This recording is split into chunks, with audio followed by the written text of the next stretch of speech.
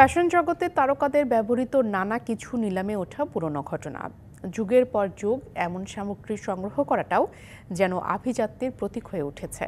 এবার ব্রিটিশ অভিনেত্রী gen বার্কিনের bag সম্প্রতি নিলামে $10 মিলিয়ন বিক্রি হয়ে রীতিমতো তাক লাগিয়ে দিয়েছে। জেনের নামানুসারে হার্মেসের তৈরি এর নামও বার্কিন ব্যাগ।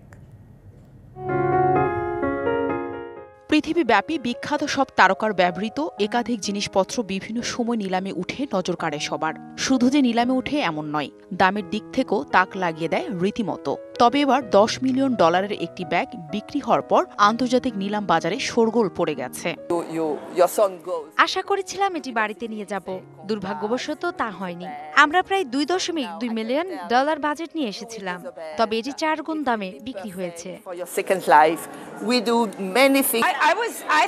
আমি খুবই হতাশ, খুবই কষ্ট পেয়েছি। ব্যাগটি এত দামে হবে তা কখনো ভাবতে পারিনি। আমি এভাবে হতাশ হয়ে ফিরে যাব ভাবতে পারিনি। জনপ্রিয় ব্যাগটির নেপথ্যে রয়েছে Blow Up and Death on the Nile খ্যাত ব্রিটিশ অভিনেত্রী জেন বার্কিন। ফ্যাশন জগতে এই ব্যাগটি বার্কিন ব্যাগকে জনপ্রিয় করে তোলে।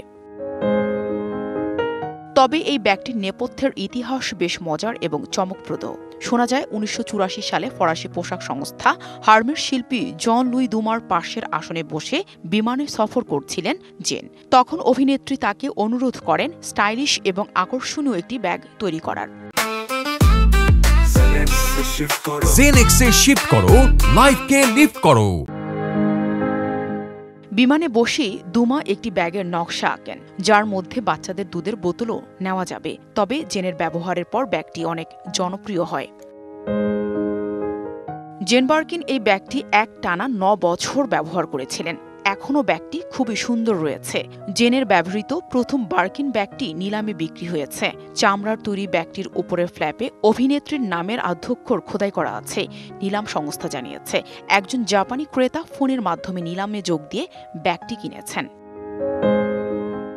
জেন বার্কিন 2023 সালে 76 বছর বয়সে মারা যান। 1994 সালে ক্যান্সার রোগীদের সাহায্যার্থে একটি স্বেচ্ছাসেবী সংস্থার জন্য ব্যাগটি নিলাম করেন তিনি। 2000 সালে আবার ব্যাগটি নিলামে ওঠে এবং একজন ফরাসি সংগ্রাহক সেটি কেনেন। নিলাম সংস্থা দাবি করেছে, বিশ্বে যে কোনো ফ্যাশন সংক্রান্ত শৌখিন জিনিস বিক্রির ক্ষেত্রে এই ব্যাগটি সবচেয়ে বেশি দামে বিক্রি করা হলো। Nahida Rinthi, DBC news desk.